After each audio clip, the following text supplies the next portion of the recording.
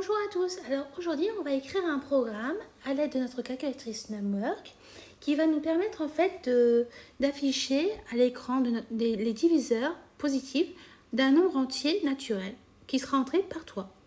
Donc par exemple si tu veux avoir les diviseurs du nombre de 125, et ben, ce programme va te sortir tous ces diviseurs sous forme de liste. Mais là on va écrire un programme sans liste, d'accord ? Donc, quand tu arrives sur ton interface de ta calculatrice, tu vas aller dans la rubrique Python. Donc voilà. Ensuite, tu vas utiliser ta flèche du bas et tu vas aller jusqu'à ajouter un script. Et là, tu fais OK. Donc là, c'est ici que tu vas nommer ta fonction. Donc là, notre fonction, nous, on veut créer quoi? On veut créer une fonction qui permet de nous retourner les diviseurs d'un nombre. Donc, on va l'appeler par exemple diviseur. Donc, on va écrire diviseur. Ok, hop. Voilà. Quand tu as nommé ta fonction, tu fais OK. Donc là, pour écrire ton programme, tu vas faire de nouveau encore OK. Et donc là, tu vas arriver sur une nouvelle interface et tu vois directement une phrase qui est écrite. C'est ta première ligne de code. C'est écrit From Math Input étoile. Donc ça c'est quoi? Ça permet de faire quoi en fait, ton programme?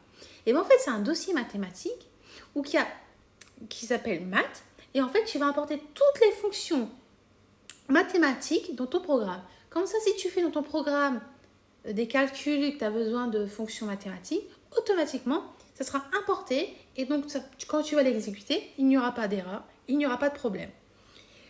Par sûr, si tu n'utilises pas de fonctions mathématiques dans ton programme, il ne sera pas vraiment utile. Mais, en général, tu en auras souvent besoin. Donc, je t'invite vraiment à le laisser tel quel et de ne pas y toucher. D'accord?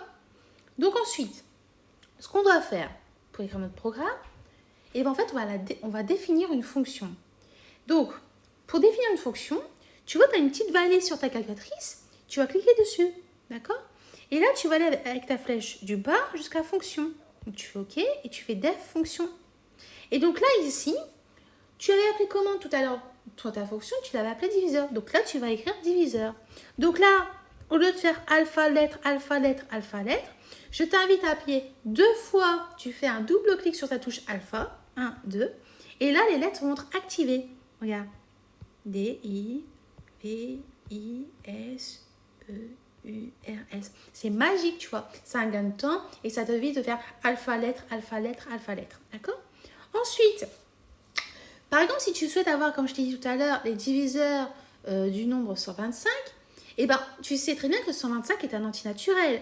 Donc, en fait, on doit déclarer un paramètre, une variable, dont c'est un antinaturel. Donc, par exemple, on va l'appeler n. D'accord? Comme ça, lorsque tu vas exécuter ton programme, automatiquement, bah, tu as juste à remplacer par le nombre que tu veux, en fait. D'accord? Alors, alpha n. Donc là, tu vois un petit truc grisé, le EXT, les doubles parenthèses, le mot next. Toi, tu veux pas ça. Toi, tu veux juste afficher le mot n, la lettre n, quoi. Parce que nous, on veut déclarer notre variable n, qui est un antinaturel. Donc là, je t'invite à cliquer sur tu sais, à appuyer sur la touche retour. Et là, tu vois, c'est magique, tu le vois plus. Donc ensuite, tu reviens là et tu fais X, ça se vient automatiquement à la ligne. Donc là, on va créer, en fait, maintenant, en fait, on va créer une boucle for. Pourquoi? Parce que là, en fait, on va créer une instruction qui va nous permettre d'aller d'un pas jusqu'à la fin, tu vois. Un pas au fur et à mesure, tu vas voir si ce nombre-là est un diviseur, bah, il va l'afficher. Si c'est pas un diviseur, bah, en fait, il l'affiche pas. Donc, en fait, tu vas créer en fait une boucle qui va aller d'un point de départ à un arrivée. Donc en fait, il va étudier au fur et à mesure si tel nom est un diviseur ou non. Pas à pas, d'accord? Donc, pour faire notre boucle for, eh ben, tu retournes sur ta petite valise, là, donc tu cliques dessus. Donc là, on va revenir en arrière, d'accord? Donc, tu vas dans les boucles et test, tu fais OK, et là, tu vas directement au for. Et là, nous, ce qui nous intéresse, c'est le for in range start, stop. Donc, comme je viens de te dire, donc tu fais pour i allant de tel pas à tel pas. Donc, c'est même pas un pas, c'est une variable. C'est par exemple un point de départ à un point d'arrivée. D'accord? Donc, pour i in range, donc par exemple 1, a n plus 1. Parce que notre n, on l'a déclaré parce qu'on l'a défini. D'accord? Donc, alpha n plus 1. Donc là, ça veut dire quoi? Pour i allant de 1 à n plus 1, alors, donc on va faire quoi? Eh bien, là, tu vas faire x. Et là, tu vas mettre une instruction encore. Donc, ici, tu vas mettre une instruction supplémentaire. Donc, tu sais très bien, un nombre a pour diviseur, lorsque tu fais par exemple 125 divisé par 5, tu sais très bien que là, ta division euclidienne va être nulle. Donc, lorsque tu sais que tu fais la division d'un nombre avec un autre nombre, automatiquement, si sa division euclidienne, son reste est égal à 0, ça veut dire que c'est un diviseur. C'est un diviseur du nombre que tu cherches. Et si ce n'est pas égal à 0, sa division euclidienne, ça veut dire que ce n'est pas un diviseur du nombre que tu cherches. Donc, par exemple, si je fais 125 divisé par 3, tu vois bien, ta division euclidienne, elle est pas nulle. Donc, ce n'est pas un diviseur. 3 n'est pas un diviseur de 125. Si par exemple, si tu fais 125 divisé par 5, bah là, tu sais très bien que ta division euclidienne aura pour reste un reste qui sera nul. Donc, automatiquement, 5 est un diviseur de 125. D'accord? Donc, on va rajouter une boucle conditionnelle. Le si, parce que si notre division euclidienne est égale à 0, tac, ça va nous afficher notre diviseur. Si c'est pas égal à 0, ça nous affiche rien. Donc, tu vas retourner dans ton catalogue, d'accord, avec la petite valise, tu retournes à rien, tu fais le si, ok. Donc, nous, ce qui nous intéresse, c'est ceci-là. Si notre nombre, donc qu'on veut, les diviseurs du nombre, donc c'est-à-dire là, on va faire alpha n, voilà. Donc, tu sais, pour faire en fait pour pouvoir faire la division euclidienne, donc le reste de la division euclidienne, tu vas utiliser en fait l'instruction modulo, d'accord? En Python, c'est ça. Donc, tu vas aller ici, dans ton petit catalogue, tu vas dans module, non, c'est pas ici, dans catalogue, pardon, et tu vois le petit pourcentage, c'est-à-dire modulo. Donc, tu vas appuyer sur OK, et là, on va mettre notre i. Hop, hop, hop, il est où le i? Je le vois pas. Ah, il est là, voilà. Donc, comme tout à l'heure, hop, voilà. Ensuite, tu vas mettre un double égal.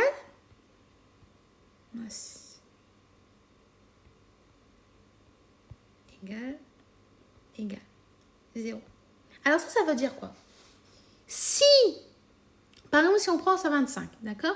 Si on fait la division euclidienne de 125 divisé, la division de 125 par exemple, on va dire par 1, un truc facile, d'accord?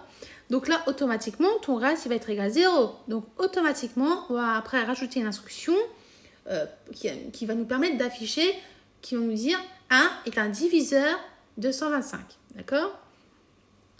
Par exemple, si je te fais 125 divisé par 2, bah là, lorsque tu fais sa division euclidienne, bah, le reste n'est pas égal à 0. Donc, ça veut dire quoi? 2 n'est pas un diviseur de 125. Donc là, on ne va rien afficher. Mais sauf que pour afficher les diviseurs, on va ajouter l'instruction qui veut dire afficher. Et afficher en Python, c'est l'instruction print. Donc, tu vas retourner dans ton catalogue. Et donc, là, catalogue, on va descendre jusqu'en bas. On va chercher le mot print.